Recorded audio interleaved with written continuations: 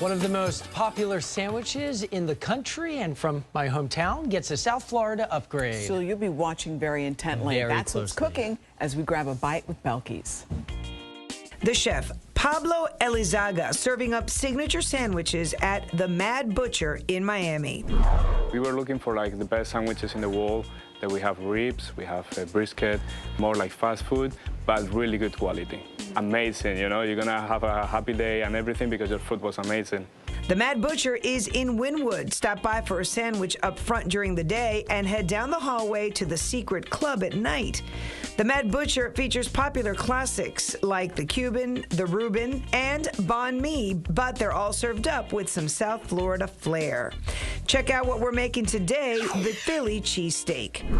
Chef Pablo starts by toasting the bread, coating each slice with butter, then placing them butter side down on the grill. While the bread toasts, Chef throws some meat on the grill. This mix is bacon, beef, then we put mushrooms, and we mix all together.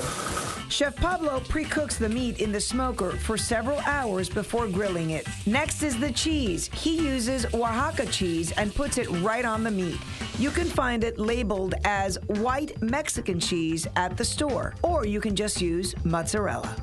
To make sure it melts on the top of the beef. Now Chef flips the bread over and adds Béarnaise sauce. There's a simple recipe on our website for that.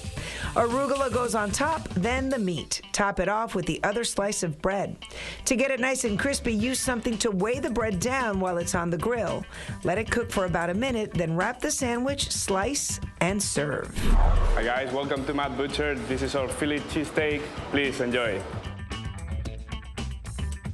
In time for dinner time. If you want the recipe, check it out. It's on our website at WSVN.com. Just click on entertainment and then on bite. And if you want more easy recipes, follow me on social media.